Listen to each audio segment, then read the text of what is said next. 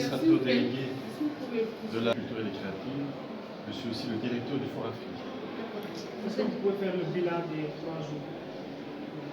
Alors, on vient de vivre 3 journées vraiment très intenses avec beaucoup d'émotions, beaucoup d'échanges, beaucoup de débats, des partenaires et des participants et des panélistes extrêmement impliqués, extrêmement motivés, qui nous ont permis d'adresser des questions qui sont importantes et structurelles pour les ICC. Je pense par exemple au débat de haut niveau et la question des infrastructures, la question du financement, Show-me the money, qui avait lieu aujourd'hui avant la cérémonie de clôture. Je pense aussi à la session sur les politiques publiques, la session sur les droits d'auteur, la session sur la paix et la culture comme instrument de paix et de cohésion sociale. Bref, c'était très très riche et il est très difficile, juste après le forum, de résumer en 3 mots quels sont les axes forts. J'en citerai quand même 3. Le premier, c'est qu'il y a une réelle volonté parmi les acteurs et les partenaires qui sont intervenus pendant ces 3 jours de faire progresser l'écosystème des ICC au Sénégal et peut-être de faire du Sénégal dans les prochaines décennies un pays exemplaire, un pays phare en matière d'ICC. Deuxièmement, ça a permis aussi de faire mieux connaître ce que recouvrent les ICC.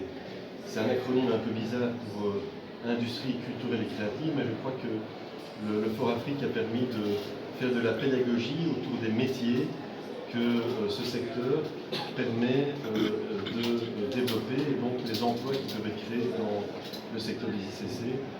Ça va de l'artisanat, en passant par la musique, la mode, la gastronomie, le cinéma, la photographie, la peinture, la création graphique, l'animation, etc., etc. On voit bien qu'il y a un large spectre de métiers qui sont par ailleurs, pour la plupart, nourris par le digital et qui sont prometteurs pour la jeunesse dans les prochaines années.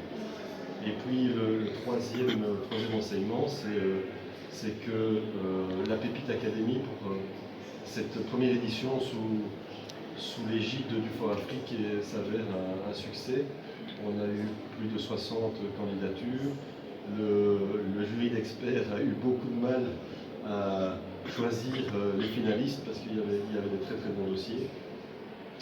Et puis nous avons là pu aujourd'hui remettre les prix aux finalistes dans la catégorie animation, gastronomie et théâtre, qui vont tous se voir offrir un programme d'accompagnement en management, en incubation, en formation, et pour certains de ces programmes, si les choses se passent bien, en financement au terme de celui-ci pour permettre à ces différents projets, qui pour certains sont plus que des projets, sont déjà même des petites entreprises pour qu'ils puissent se pérenniser et on l'espère dans le futur créer de l'emploi. Voilà pour les trois rapides conclusions. Je voudrais en profiter aussi pour remercier l'ensemble de nos partenaires, en commençant par le président de la République du Sénégal, Macky Sall, qui nous a octroyé son patronage, et les différents ministères qui nous ont soutenus, comme le ministère de la Culture et du Patrimoine historique, le ministère de la Jeunesse, le ministère de l'Artisanat, le ministère de l'Emploi et de la Formation. Et puis nos partenaires en Belgique aussi, la Fédération Wallonie-Bruxelles, ainsi que la région Bruxelles-Capitale et Bruxelles, qui ont permis la réalisation de ce forum, qui était riche aussi par ces échanges multiculturels. Il y avait beaucoup de diversité avec des projets venant de Belgique, des représentants de grandes institutions internationales venant des États-Unis, des projets du Bénin. Et on est très contents, je crois que c'est de bon augure et c'est prometteur pour la suite, avec une prochaine édition du Fort Afrique qui, on l'espère, pourra mettre encore plus en avant la créativité de cette jeunesse sénégalaise, africaine, européenne, et puis surtout, j'espère que lors de la prochaine édition, on pourra déjà faire un état des lieux des progrès qui auront été faits pour aider le secteur et l'écosystème de l'ICC à se structurer et à progresser. En termes de financement, Engagement assez clair des différents partenaires à jouer pleinement leur rôle. On a pu apprendre aussi aujourd'hui que des décrets sont en cours aussi au niveau de l'État du Sénégal pour faciliter notamment ce projet de taxation c'est la copie privée. via le smartphone. Sur la copie privée. Pardon? C'est sur la copie privée. Sur la copie privée, voilà. Il y a AFC, la compagnie financière internationale qui a expliqué aussi que les fonds mobilisés pour le secteur des ICC pour les prochaines décennies vont passer de 400 millions de dollars sur les 2 dernières années à plus de 2 milliards de dollars pour la partie des 2 prochaines années, et qu'une partie importante de ces fonds est destinée à l'Afrique.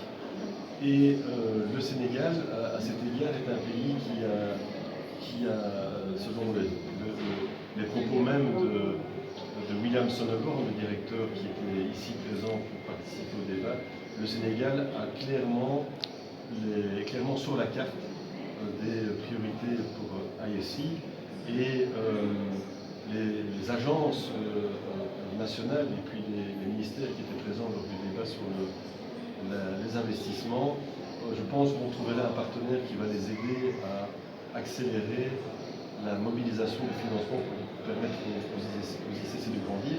Et puis il y a aussi eu, de la part d'un de nos partenaires privés, un engagement de jouer son rôle et d'essayer de convaincre aussi d'autres. Je pense ici à John Cochrane, je pense aussi à Sénélec à travers les propos de l'administrateur général de sa fondation, à conscientiser le rôle que le secteur privé doit aussi jouer ici pour permettre le développement d'entreprises dans le secteur des ICC, parce qu'à la fin de la journée, créer de l'emploi et créer des jobs, ça veut dire créer des entreprises qui sont rentables, qui permettent de gagner des contrats, de vendre leurs produits et donc d'engager et de former du personnel.